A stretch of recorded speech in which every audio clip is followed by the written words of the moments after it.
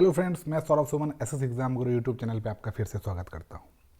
विगत कुछ दिनों से हम लोगों ने करंट अफेयर्स के प्रैक्टिस सेट का अध्ययन नहीं किया है, क्योंकि बीपीएससी के होने वाले आगामी पेपर, बिहार में जो बीपीएससी के शिक्षकों के लिए आगामी पेपर होने वाले हैं, साथ में बीपीएससी के जो पेपर्स होंगे, एसएससी के पेपर होंगे, बिहार दारोगा के पेपर होने वाले हैं, और साथ में नई भर्ती जो बिहार में आने वाली है, बिहार के सिपाहियों की बिहार सिपाही प्रतियोगिता परीक्षा, इन सब के लिए करंट अफेयर्स की सबसे ज़्यादा ज़रूरत है।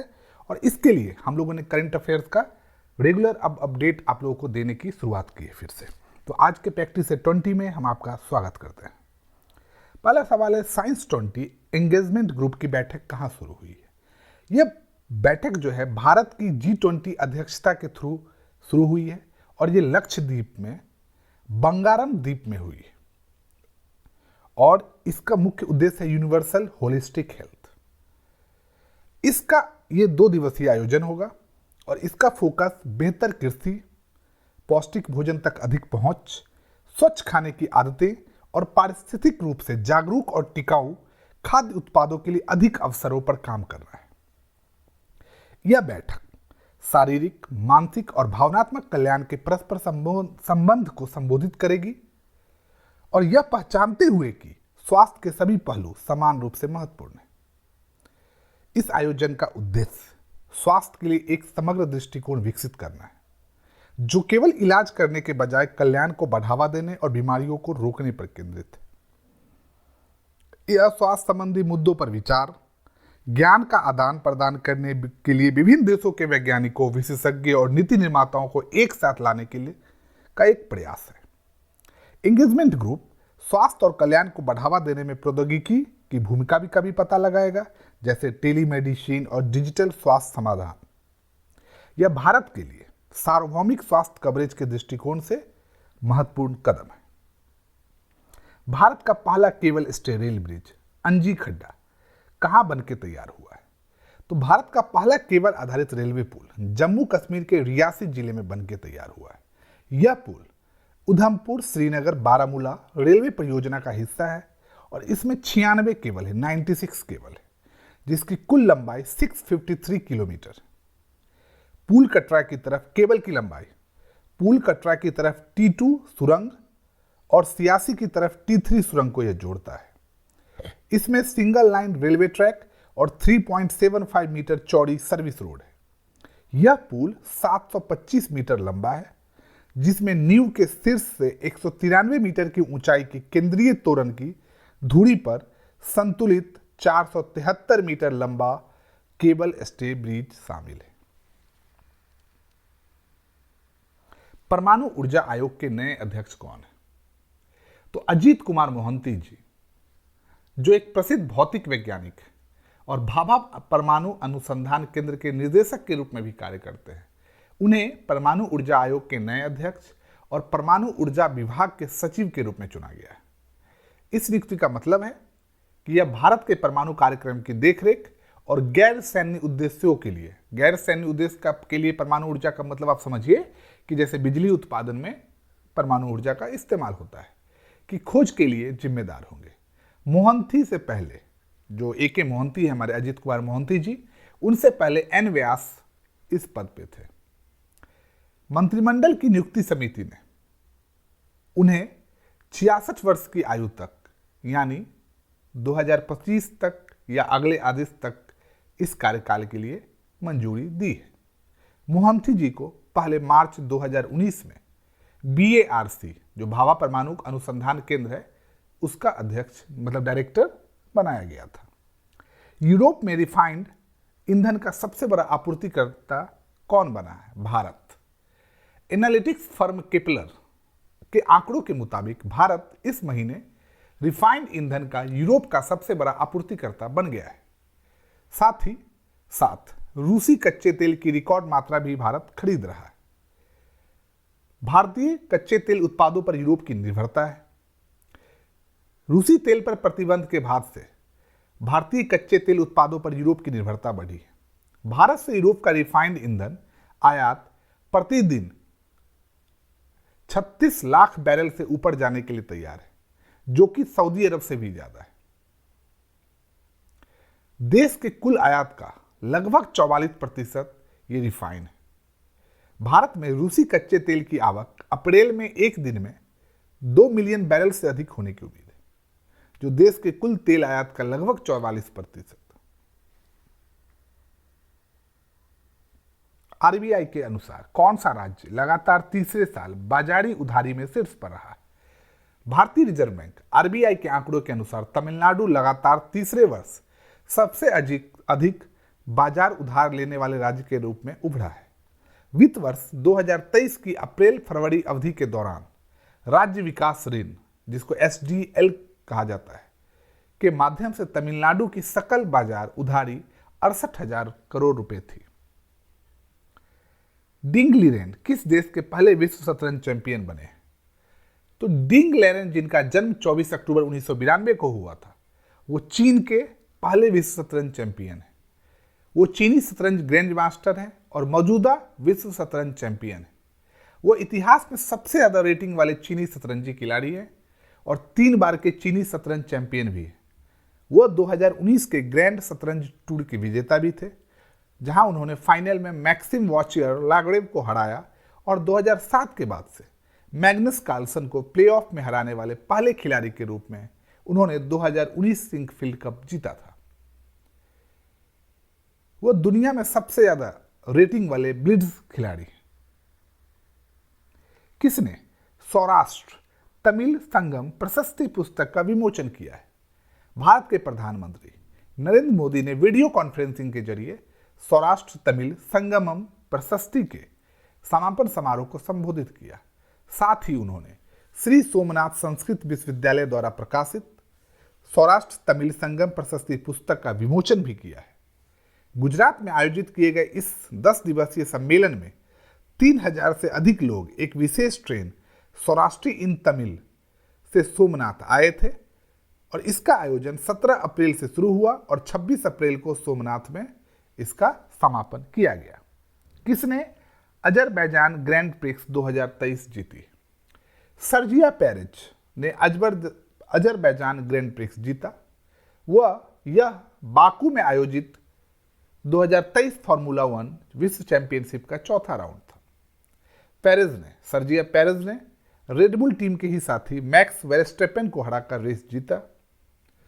अजरबैजान ग्रैंड प्रिक्स एक फार्मूला 1 रेस है जो 2017 से अजरबैजान की राजधानी में आयोजित की जाती है। अब अजरबैजान जो जगह है यह एशिया और यूरोप में दोनों में स्थित एक देश है और यह जो जगह है यह कैस्पियन सागर और काकेसस पर्वत से घिरा हुआ है और अजरबैजान की राजधानी बाकू है। इन्फोसिस को पीछे छोड़ भारत की छठी मूल्यवान कंपनी कौन बनी है? डाइवर्सिफाइड समूह आईटीसी के शेयरों ने जब हाई लेवल पे टच करने की कोशिश की, उसके बाद से इंडेक्स ने हैवीवेट ने इन्फोसिस को पीछे छोड़ते हुए बाजार पूंजीकरण द्वारा छठी सबसे बड़ी कंपनी बन गई। पिछले शुक्रवार के कारोबार में होम फाइनेंस ऋणदाता एचडीएफसी को पछाड़कर इस आईटीसी ने, ये सिगरेट बनाने वाली कंपनी में भी एक है, ने इन्फोसिस के एम कैप को भी हरा दिया। बीएसई पर जो बिजनेस शेयर सूचकांक है उस पर आईटीसी का शेयर 0.5% बढ़ गया है। कहां पर फूड कॉन्क्लेव 2023 का आयोजन किया गया है? हैदराबाद में फूड कॉन्क्लेव 2023 शनिवार को 7,000 करोड़ रुपए से अधिक के निवेश को आकर्षित करने के मजबूत रुख के साथ संपन्न हुआ। फूड समिट जो हुआ है इससे हैदराबाद को मजबूती मिलेगी। किस आईआईटी ने साइबर सुरक्षा कौशल कार्यक्रम का शुभारंभ किया है? भारतीय प्रौद्योगिकी संस्थान आईआईटी कानपुर, जो एक साइबर सुरक्षा टेक्नोलॉजी इनोवेशन का हब है, उसने एनएमआईसीपीएस मिशन के तहत, जो विज्ञान और प्रौद्योगिकी विभाग द्वारा समर्थित है, उनके साथ मिलकर incubated startups threat guardians private limited और वर्कर्स यूनियन सपोर्ट ने के थ्रू अपना एक साइबर सुरक्षा कौशल कार्यक्रम शुरू किया है। इस कार्यक्रम का उद्घाटन या लॉन्च आप कहिए राष्ट्रीय अनुसूचित जाति आयोग के अध्यक्ष विजय सांपला ने किया और उन्होंने इसकी बहुत सारी सराहना भी की। भारत ने किस देश के साथ क्वालिटी इंफ्रास्ट्रक्चर पर नए वर्क प्लान पर हस्ताक्षर किए? तो भारत ने जर्मनी, जो इनका परस्पर सहयोगी देश है, के साथ मिलकर देश के बड़े बड़े शहरों में क्वालिटी इंफ्रास्ट्रक्चर पर नए वर्क प्लान के साथ मिलकर एमओयू किया है, मतलब हस्ताक्षर किया है। प्रतिष्ठित गोल्डन ग्लोब रेस पूरी करने वाले भारतीय कौन बने? तो नौसेना के सेवानिवृत्त अधिकारी कमांडर अभिलाष टॉमी प्रतिष्ठित गोल्डन ग्लोब रेस पूरी करने वाले पहले भारतीय बने। यह एकल नौकायन रेस, सिंगल जो नौकायन होती है, 4 सितंबर 2022 को फ्रांस में शुरू हुआ था। यह करने वाले, इस सफर को पूरा करने वाले, गोल्डन ग्लोब रेस को पूरा करने वाले पहले एशियाई और भारतीय हैं। इन्होंने 30,000 मील गोल्डन ग्लोब रेस को पूरा किया है। जब इन्होंने फ्रांस के लेस सेवेल्स डी ओलेन में फिनिश लाइन को पार किया तो लगभग 8 महीने का उनका यह अभियान पूरा हुआ। इन्होंने समुद्र में 236 दिन तक अकेले रहने के बाद जमीन पर कदम रखा। यह रेस इतनी कठिन है कि इसमें प्रवेश करने के बाद 16 नावों में से केवल 3 नाव ही इस कठिन परीक्षा से बच पाई और भारत के अभिलाष टॉमी जी ने यूए पंजीकृत नौका बायनाट से मिलकर ये जीता। किसे आईएए का मेधावी सेवा पुरस्कार 2023 मिला है? 24 अप्रैल 2023 को इंडो ऑस्ट्रेलियन एसोसिएशन आईएए ने चेन्नई, तमिलनाडु के अमीर महल में ऑर्किड के वर्तमान और 8वें टिट्यूलर राजकुमार महामहिम नवाब मोहम्मद अब्दुल अली को मेधावी सेवा पुरस्कार 2023 से सम्मानित किया। यह पुरस्कार दक्षिण भारत में ऑस्ट्रेलियाई महावाणिज्य दूत सारा किरलेव और इंडो ऑस्ट्रेलियन एसोसिएशन आईएए की अध्यक्ष डॉक्टर सुसान वर्गीज ने दिया। यह पुरस्कार 2 देश, भारत और ऑस्ट्रेलिया के बीच सांप्रदायिक शांति, सद्भाव और अंतर्राष्ट्रीय संबंध को बनाए रखने के लिए नवाब के लंबे समय से चले आ रहे प्रयासों की मान्यता के लिए दिया गया। किसने कारीगरों और बुनकरों को आत्मनिर्भर बनाने के लिए हथकरघा पोर्टल लॉन्च किया है?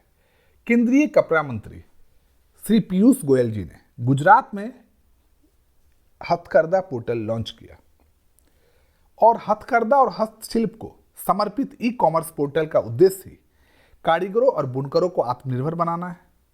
कारीगर और बुनकर सीधे वर्चुअल स्टोर पर अपना सामान बेच सकते हैं और बिचौलियों को बाहर करना है। 35 लाख से अधिक हथकरघा बुनकर हैं और 27 लाख हस्तशिल्प कारीगर हैं। वो अपना सामान डायरेक्ट इस ई कॉमर्स पोर्टल पे, हथकरघा पोर्टल पे बेच सकते हैं। नेशनल मेडिकल डिवाइस पॉलिसी के तहत कितने मेडिकल डिवाइस पार्क की स्थापना की जाएगी? तो 4 मेडिकल डिवाइस पार्क की स्थापना की जाएगी, जो हिमाचल प्रदेश, तमिलनाडु, मध्य प्रदेश और उत्तर प्रदेश में होगा। यह क्या है? यह एक चिकित्सा उपकरणों को समर्थन देने के लिए एक महत्वपूर्ण पहल है। इसमें 400 करोड़ रुपए की इस योजना में का उद्देश्य यह विनिर्माण लागत को महत्वपूर्ण रूप से कम करना, संसाधनों का अनुकूलन करना, पैमाने की अर्थव्यवस्थाओं पर निर्माण करना, मानक परीक्षण और बुनियादी सुविधाओं तक आसान पहुंच प्रदान करना है। किस राज्य को स्वच्छता के लिए हुडको पुरस्कार मिला है? उत्तर प्रदेश। स्वच्छ भारत मिशन शहरी उत्तर प्रदेश को देश के प्रतिष्ठित हुडको अवार्ड 2022-23 से सम्मानित किया गया। हुडको के 53वें स्थापना दिवस पर आयोजित कार्यक्रम में हुडको के मनोज जोशी, जो सचिव आवास एवं शहरी कार्य मंत्रालय हैं, उन्होंने उत्तर प्रदेश की नेहा शर्मा जी को यह पुरस्कार प्रदान किया। उल्लेखनीय है कि स्वच्छ भारत मिशन उत्तर प्रदेश द्वारा 14 से 24 जनवरी तक अभियान चलाया गया था, जिसमें प्रदेश के 75 पर्यटन और ऐतिहासिक स्थलों को शामिल किया गया था। प्रधानमंत्री मोदी जी ने एफएम कनेक्टिविटी को बढ़ावा देने के लिए कितने एफएम ट्रांसमीटरों का उद्घाटन किया है? प्रधानमंत्री नरेंद्र मोदी जी ने ऑल इंडिया रेडियो द्वारा 91 एफएम ट्रांसमीटरों की शुरुआत देश के 85 जिलों और 2 करोड़ लोगों को एक उपहार के रूप में प्रस्तुत करके किया है। उन्होंने सभी इस ऑल इंडिया रेडियो की इस महत्वपूर्ण उपलब्धि के लिए उन्हें बधाई भी दिया है। प्रधानमंत्री मोदी ने कहाँ नमो medical education and research institute का उद्घाटन किया है? प्रधानमंत्री मोदी ने दादर नगर हवेली और दमन और दीव के लोगों के स्वास्थ्य सेवा में सुधार के लिए सिलवासा में इस नमो medical education and research institute का उद्घाटन किया है। 14 एकड़ से में फैला ये परिसर है और इसमें कुछ महत्वपूर्ण बातें, मेडिकल कॉलेज स्वास्थ्य मंत्रालय के तहत विकसित किया गया है और 203 करोड़ की लागत से निर्मित 14.48 मतलब 14.48 एकड़ के हरे भरे परिसर में यह फैला हुआ है। जनवरी 2019 में इसकी आधारशिला रखी गई थी।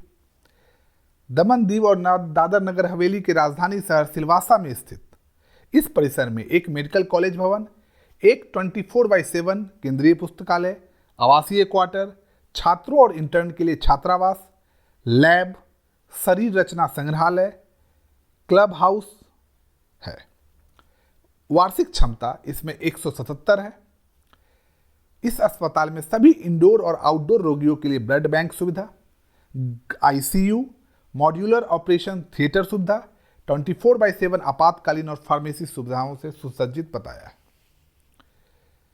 यह अस्पताल सिलवासा में श्री विनोबा भावे सिविल अस्पताल से जुड़ा हुआ है, जिसकी स्थापना 1952 में हुई थी। किसने promoting millets in diets best practices across states UT of India पुस्तक जारी की है? NITI Aayog, national institution for transforming India ने promoting millets in diets best practices across states UT of India शीर्षक से एक रिपोर्ट जारी की है, जो बाजरा के मूल्य श्रृंखला के विभिन्न पहलुओं में राज्य सरकारों और संगठनों द्वारा अपनाई गई अच्छी और अभिनव प्रथाओं का संग्रह प्रस्तुत करती है। नीति आयोग के उपाध्यक्ष सुमन के बेरी ने सदस्य स्वास्थ्य डॉक्टर वी.के. पाल, सदस्य कृषि डॉक्टर रमेश चंद और बी.वी.आर. सुब्रमण्यम नीति आयोग के मुख्य कार्यकारी कार्यालय की उपस्थिति में रिपोर्ट का अनावरण किया है। इस रिपोर्ट में विभिन्न तरह के बाजरा से संबंधित पहलू, उत्पादन, प्रोसेसिंग, खपत सभी पर चर्चा किया है और हमारे आहार में, आम आदमी के आहार में बाजरा को फिर से लाने और मुख्य धारा में लाने के लिए काम करने की बात कही है। इसके तहत इन्होंने बाजरा को बढ़ावा देने के लिए राज्य मिशन और पहल, एकीकृत बाल विकास योजना में मोटे अनाज को शामिल करना, नवीन पद्धतियों के लिए अनुसंधान एवं विकास तथा प्रौद्योगिकी का उपयोग के लिए हामी भरी है। इस रिपोर्ट्स के अनुसार चावल और गेहूं को बढ़ावा देने और बाजरा के उत्पादन की दिशा में पहल की कमी के कारण भारत में बाजरा की खेती का क्षेत्र घट रहा है। भारत 9 सबसे अधिक पारंपरिक बाजरा, ज्वार, मोती बाजरा, रागी, कंगनी बाजरा, चना बाजरा, कुटकी, सावा बाजरा, छोटी कंगनी बाजरा और कोरो बाजरा का उत्पादन करता है। छोटे किसानों के लिए सबसे सुरक्षित फसलें हैं क्योंकि ये गर्म और सूखे दोनों वातावरण में अनुकूल है और बाजरा के महत्वपूर्ण फायदे भी हैं। बाजरा में उच्च प्रोटीन स्तर और अधिक संतुलित अमीनो एसिड प्रोफाइल होता है। इसमें फाइटोकेमिकल्स होते हैं, एंटीऑक्सीडेंट्स गुण होते हैं। आपको पता होगा कि भारत सरकार ने 2018 में बाजरा को पोषक अनाज घोषित किया था और उसी साल बाजरा का राष्ट्रीय वर्ष भी मनाया था। भारत ने UNGA संयुक्त राष्ट्र महासभा में अंतर्राष्ट्रीय बाजरा वर्ष का प्रस्ताव रखा, जिसमें लगभग 70 देशों ने भारत के इस प्रस्ताव का समर्थन किया और 2023 को बाजरा के अंतर्राष्ट्रीय वर्ष के रूप में मनाने का प्रस्ताव जारी हुआ। किसने इफ्को द्वारा निर्मित दुनिया का पहला नैनो DAP लॉन्च किया है? 26 अप्रैल 2023 को केंद्रीय मंत्री अमित शाह, जो गृह मंत्रालय और सहकारिता मंत्रालय के मंत्री हैं, ने नई दिल्ली में भारतीय किसान उर्वरक सहकारी समिति इफ्को द्वारा विकसित दुनिया का पहला तरल nano DAP di ammonium phosphate launch किया है। किस राज्य सरकार ने एयर एम्बुलेंस सेवा शुरू की है?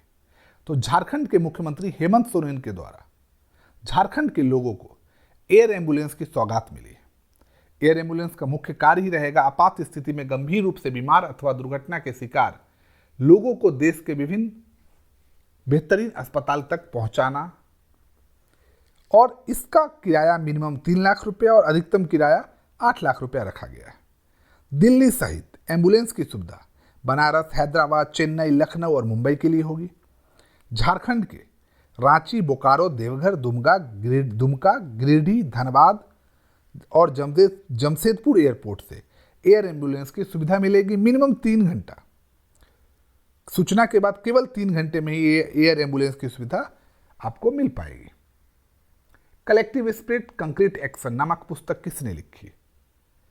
तो मन की बात जो अभी 100वीं कड़ी का प्रसार भारती के पूर्व सीईओ शशि शेखर वेम्पति द्वारा लिखित कलेक्टिव स्पिरिट कंक्रीट एक्शन नामक पुस्तक का विमोचन किया गया।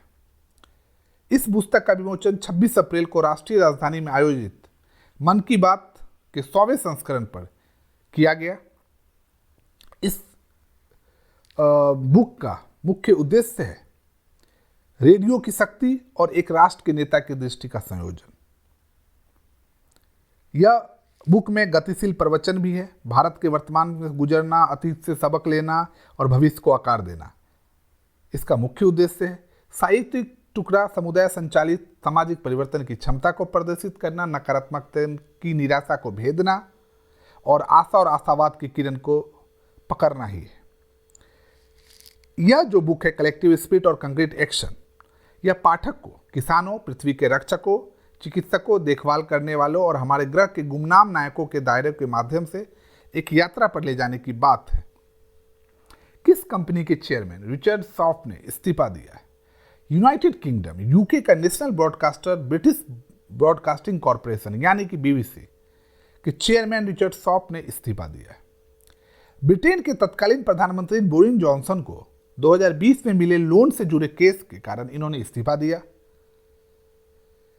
इनके बारे में एक संडे टाइम्स में एक पब्लिक रिपोर्ट पब्लिश हो गई थी, जिसके बाद इन पर इस्तीफे का दबाव बढ़ने लगा था। आरोप यह है कि जॉनसन ने शार्प की चेयरमैन के तौर पर नियुक्ति के लिए सिफारिश किया और इस सिफारिश से पहले 8.15 करोड़ रुपए की लोन की गारंटी अरेंज करने में शार्प ने बोरिस जॉनसन की मदद की और यह बात उन्होंने छिपाई। इसके बाद उन्हें इस्तीफा देना पड़ा। फिल्म फेयर अवार्ड 2023 किसे सर्वश्रेष्ठ अभिनेत्री के रूप में सम्मानित किया गया?